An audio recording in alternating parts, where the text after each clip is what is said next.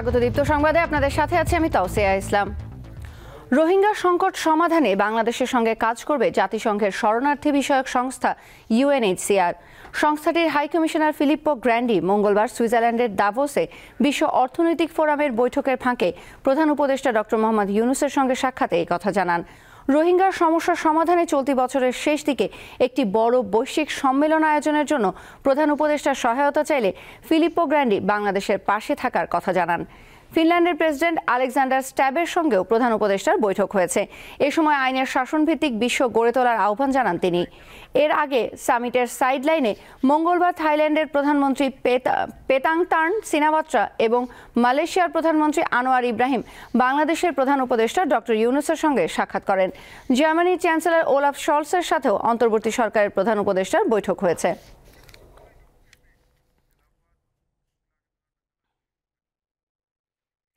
বোমা আতঙ্ক নিয়ে বিমান বাংলাদেশ এয়ারলাইন্সের রোম থেকে আসা একটি ফ্লাইট নিরাপদে ঢাকায় অবতরণ করেছে। বুধবার সকাল 9:20 ফ্লাইটটি অবতরণের পর 250 জন যাত্রী এবং 13 জন ক্রুকে নিরাপদে নামিয়ে আনা হয়।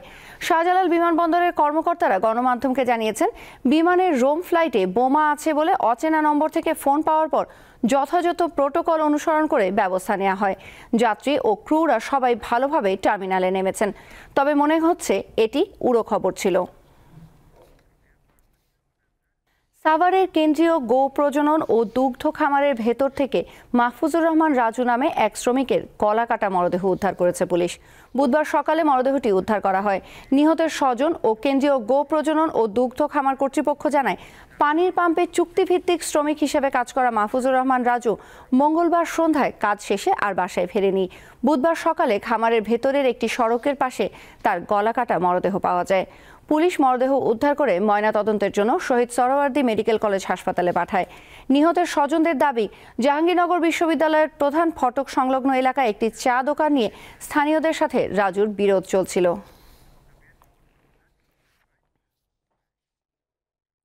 সুষ্ঠু নির্বাচনের মাধ্যমে জনগণের হাতে ক্ষমতা ফিরিয়ে দেওয়া জরুরি বলে মন্তব্য করেছেন বিএনপির স্থায়ী কমিটির সদস্য নজরুল ইসলাম খান।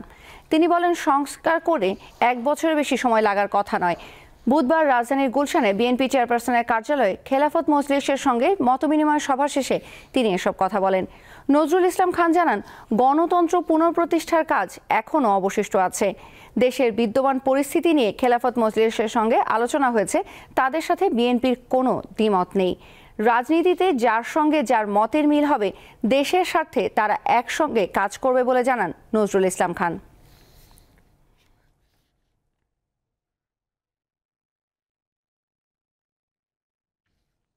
মাঘ মাসের শীতের তীব্রতা ও হিমেল বাতাসে জবুথবু উত্তরের জনজীবন।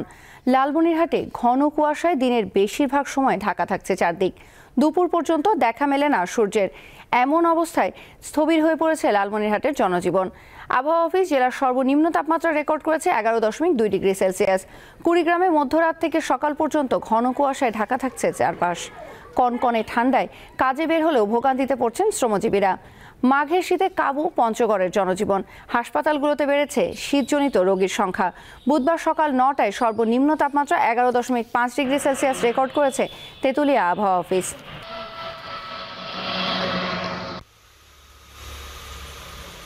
দেশের বাইরের খবর। শপথ নেওয়ার পর প্রথম দিনই চীনের আমদানিকৃত পণ্যের 10% শুল্ক আরোপের কথা জানিয়েছেন মার্কিন প্রেসিডেন্ট ডোনাল্ড ট্রাম্প। হোয়াইট হাউসের সংবাদ সম্মেলনে শুল্ক বৃদ্ধির এই ঘোষণা দেন তিনি। ট্রাম্প বলেন, চীন থেকে যেসব পণ্য যুক্তরাষ্ট্রের বাজারে আসে, আগামী 1 ফেব্রুয়ারি থেকে সেসব পণ্যের ওপর 10% অতিরিক্ত আমদানি শুল্ক আরোপ করা হবে। নির্বাচনী প্রচারণায় ট্রাম্প প্রতিশ্রুতি দিয়েছিলেন, তিনি ক্ষমতায় গেলে যুক্তরাষ্ট্রের বাজারে প্রবেশকৃত সব চীনা পণ্যের উপর 60% শুল্ক আরোপ করতে ইচ্ছুক। এর আগে যুক্তরাষ্ট্রের 2 প্রতিবেশী দেশ কানাডা ও মেক্সিকোর পণ্যের ওপরও 25% অতিরিক্ত শুল্ক আরোপের ঘোষণা দেন তিনি।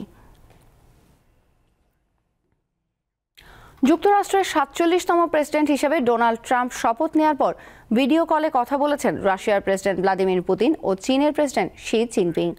কৌশলগত অংশীদারিত্ব আরও উন্নত করার প্রস্তাব দেন তারা।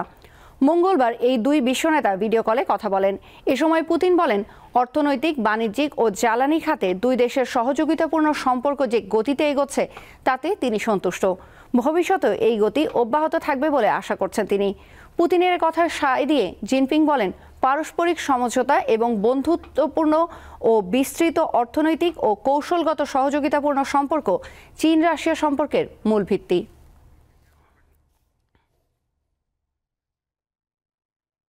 গাজায় যুদ্ধবিরতি ঘোষণা করলেও অধিকৃত পশ্চিম তীরে হামলার মাত্রা বাড়িয়েছে ইসরায়েল। মঙ্গলবার জেনিন শহরে চালানো হামলায় নিহত হন অন্তত 10 জন।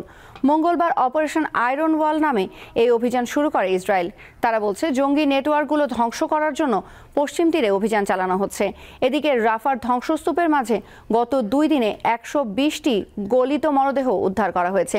যুদ্ধবিরতির পর গত 3 দিনে ফিলিস্তিনের গাজা উপত্যকায় প্রবেশ করেছে 2004 শতাধিক ত্রাণবাহী ট্রাক। এর মধ্যে 897টি ট্রাক ঢুকেছে মঙ্গলবার। প্রবেশকৃত ট্রাকগুলোর মধ্যে 50টি ছিল জ্বালানিবাহী, বাকিগুলোতে ছিল ময়দা, শাকসবজি, মাংস, ওষুধ, চিকিৎসা উপকরণ এবং তাঁবু।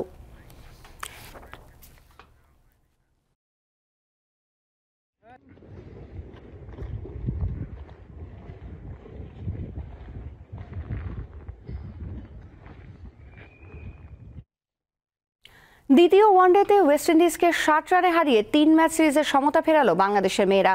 সেন্ট কিটসের ওয়ার্নার পার্কে টস হেরে আগে ব্যাট করতে নেমে 48.5 ওভারে 184 রানে অল আউট হয় বাংলাদেশ। অধিনায়ক নিগার সুলতানা জুদ্দি 120 বলে 68 রান করেন। এছাড়া সোভানা মুস্তারি 23 এবং স্বর্ণা আক্তার 21 রান করেন। জবাবে ম্যাচ সেরা নাহিদার 3 উইকেট শিকারে 35 ওভারে 124 রানে গুটিয়ে যায় ওয়েস্ট ইন্ডিজ। 2025 ওয়ানডে বিশ্বকাপে সরাসরি কোয়ালিফাই করতে এই সিরিজে অন্তত 2 ম্যাচে জয়ের বিকল্প নেই বাংলাদেশের সামনে। তাই শেষ ম্যাচটি জিতলেই লক্ষ্য পূরণ হবে জ্যোতি বাহিনীর। এই ছিল এখনকার মতো আমাদের পরের সংবাদ বেলা 3টায় দেখার আমন্ত্রণ রইল। এছাড়াও অনলাইনে আরো নতুন নতুন সংবাদ পেতে যুক্ত থাকুন দীপ্তর ডিজিটাল প্ল্যাটফর্মগুলোতে।